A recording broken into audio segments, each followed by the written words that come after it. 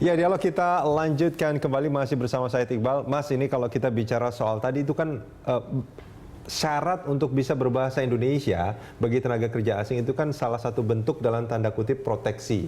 Karena kalau kita melihat kan kalau kita bicara soal pengangguran di Indonesia itu kan masih banyak, Mas. Nah, ini sampai kisaran berapa sebetulnya? Ya, kalau saya nggak salah, mungkin bisa dikoreksi, angka pengangguran kita masih 11 juta orang, 7%-an kan, dari angkatan kerja.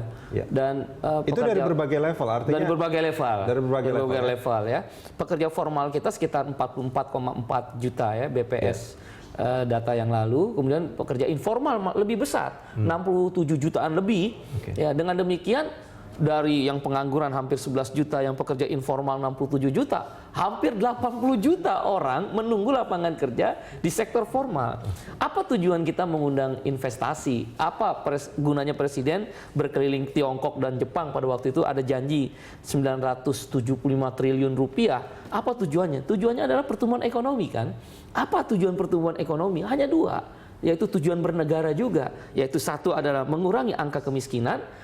Bagaimana cara mengurangi angka kemiskinan? Orang bekerja.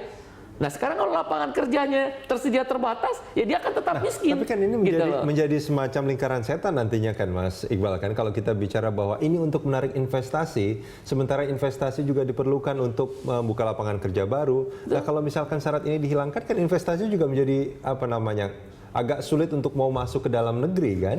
Investasi yang datang ke Indonesia tentu sudah mengukur tingkat profitablenya lah ya, tingkat keuntungan yang mereka akan dapat.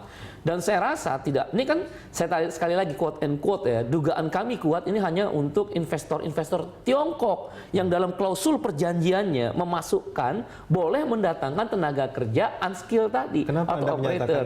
Ya faktanya data-data menjelaskan seperti yang tadi saya sebut di Papua, di Pandeglang, di Batam, bahkan kalau kita lihat nggak usah jauh di ibu kota lah di Jakarta Barat, kita bisa lihat bagaimana pekerja-pekerja Tiongkok bisa masuk yang unskilled, yang operator. Di Bekasi sudah mulai, di Kerawang itu direncanakan akan ada kawasan industri yang investornya berasal dari Tiongkok. Oleh karena itu kami patut menduga klausul ini adalah menjadi cara pemerintah Tiongkok, quote and quote. Dan kalau ini dibiarkan berarti semua investor akan meminta hal perlakuan yang sama. Ini berbahaya, mengancam. Selama ini tidak kan sudah ada Jepang, Korea, perusahaan-perusahaan Jepang dan Korea yang selama ini mendominasi tenaga kerja asingnya di Indonesia tidak meminta persyaratan itu. Dan kalau kita lihat banyak orang Korea, banyak orang Jepang, bahkan itu yang expert loh, bukan yang unskilled tenaga kerjanya. Mereka bisa berbahasa Indonesia, bisa bahkan membaur dengan kultur orang Indonesia. Nah, sekali lagi ini adalah cara kita untuk memproteksi agar pekerja Indonesia itu tidak tersingkir. Tujuan yang kedua tadi saya bilang selain memiskinkan adalah pertumbuhan ekonomi adalah menciptakan lapangan pekerjaan baru. Mas Said Iqbal, ini ada satu penelpon dari Yogyakarta, Pak Erwin Purba. Pak Erwin, selamat pagi Pak Erwin. Ya, silakan Pak Erwin tanggapannya soal tema kita kali ini. Iya, ini saya mungkin memberi tanggapan aja dengan kebijakan Pak Jokowi untuk penghapusan berbasis untuk para tenaga kerja asing. Mungkin saya tidak setuju, Pak. Kenapa? Karena itu salah satu yang akan membuat ini kita juga negara kita semakin lebih sulit untuk tenaga kerja kita gitu. Harusnya kan dari pihak luar tuh yang menyesuaikan dengan kita.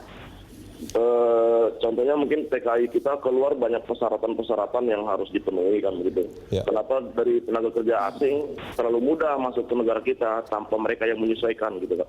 Oke, baik Pak Erwin Purba dari Yogyakarta, terima kasih Pak, tanggapannya ini menarik sebetulnya ya kalau kita bicara ini selain soal kedaulatan gitu. Kalau kita kerja ke luar negeri juga kita harus bisa berbahasa asing, bahkan kita mau kerja di dalam negeri aja biasanya ada syarat mampu berbahasa Inggris seperti itu. Nah, ini mungkin pernyataan Pak Erwin Purba ini juga bisa kita katakan mewakili banyak orang Indonesia sebetulnya. Makanya ketika Undang-Undang Nomor 13 Tahun 2003 itu dibuat tentang pasal tenaga kerja asing, sebelumnya dalam Undang-Undang Tenaga Kerjaan yang sebelumnya tidak pernah ada.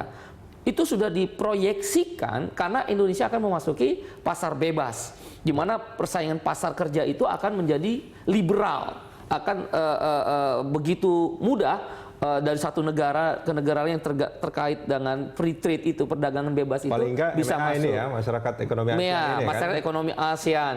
Atau memang kita sudah ada juga kan Cina ASEAN free trade ya kan, CAFTA.